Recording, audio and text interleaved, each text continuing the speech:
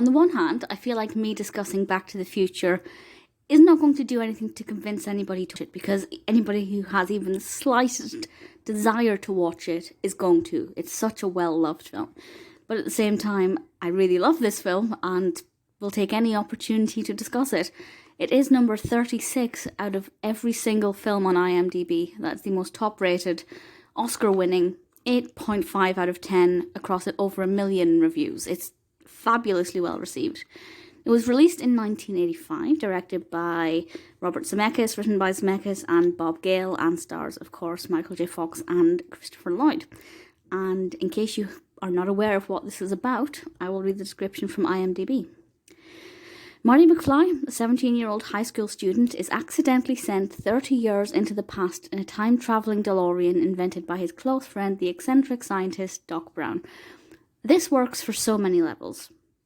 First of all, going back into the past is always fantastic. The fact that he's going 30 years back into the past, so this predates his existence, is really thrilling because it's not so far away that everything's completely different. But it's close enough that there are people he recognises, his parents, for example. There are some very peculiar situations he gets himself into. And we have just a slight shift in the fashions, in the style of music.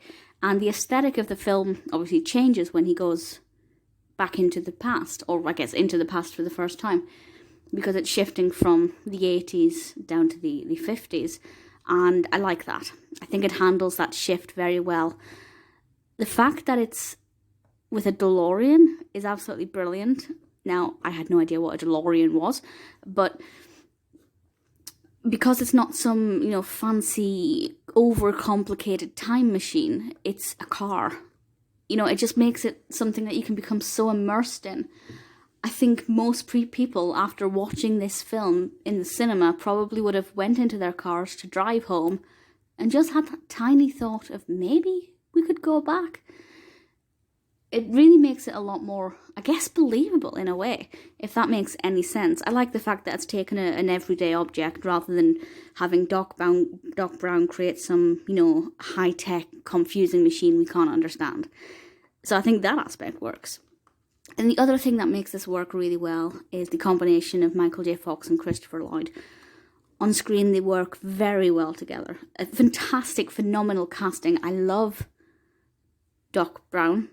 I think he's absolutely fantastic. He's eccentric enough that you can completely see he fits the role of mad scientist, but he's not so eccentric that you think he's off his head. You kind of can believe things that he's telling you, even if it sounds ludicrous. And Marty McFly is just iconic, eternally iconic. And I think he's absolutely brilliant as a character, and I really like him. And for me to like a 17-year-old boy in a film without finding them irritating or obnoxious was a massive positive. So for me, it's just a combination of a brilliantly executed narrative, a fantastically simple concept of a car that if you go over a certain speed, it will take you back in time. Slightly dangerous of encouraging people to speed, but hopefully not too much of that happened. And as I said, brilliant acting, brilliant casting.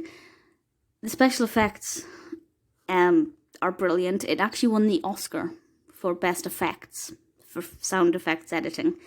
It was also nominated for the Best Writing Screenplay, Best Sound and Best Music.